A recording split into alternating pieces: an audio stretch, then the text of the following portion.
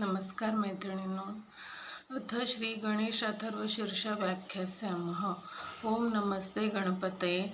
त्वमेव प्रत्यक्षं तत्त्वमसि, त्वमेव केवलं कर्तासि, त्वमेव केवलं धर्तासि, त्वमेव केवलं हर्तासि, त्वमेव केवलं सर्वं खल्विदं ब्रह्मासि. त्वं साक्षादात्मासि नित्यं ऋतं वच्मि सत्यं वच्मि.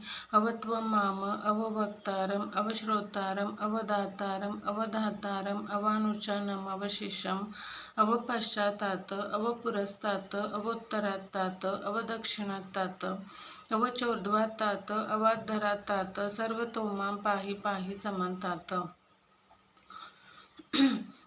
या श्लोकाबद्दल अथर्वण ऋषी म्हणतात की ओंकार स्वरूपा हे श्री गणेशा, ब्रह्मादी देवगणांचा तू स्वामी आहेस, तुला माझा नमस्कार असो. आणि पुढे जाऊन ते म्हणाले की प्रत्यक्ष ब्रह्मतत्व केवळ तूच आहेस. सर्व विश्वाचा कर्ता कारण करता तूच आहेस. तूच एकटा या सृष्टीचे पालन करणारा आहेस. तूच एकटा या सृष्टीचा संहार करणारा आहेस. हे विश्वव्यापक ब्रह्मही तूच आहेस. तसेच अविनाशी असे आत्मस्वरूप प्रत्यक्ष तूच आहेस. मी हे सरळ बोलत आहे, सत्य बोलत आहे. हे गणेशा, तू माझे रक्षण कर. तुझे गुणगायन प्रतिपादन करणाऱ्यांचे रक्षण कर. तुझा महिमा श्रवण करणाऱ्यांचे रक्षण कर. तुझ्या संबंधी ज्ञान देणाऱ्या दात्यांचे रक्षण कर. ते धारण करणाऱ्यांचे रक्षण कर.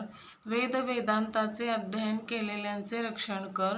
गुरुच्या सान्निध्यात राहून उपासना करणाऱ्या शिष्यांचे रक्षण कर.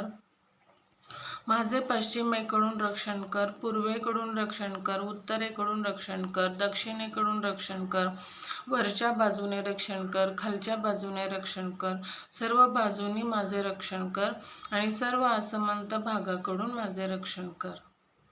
नमस्कार.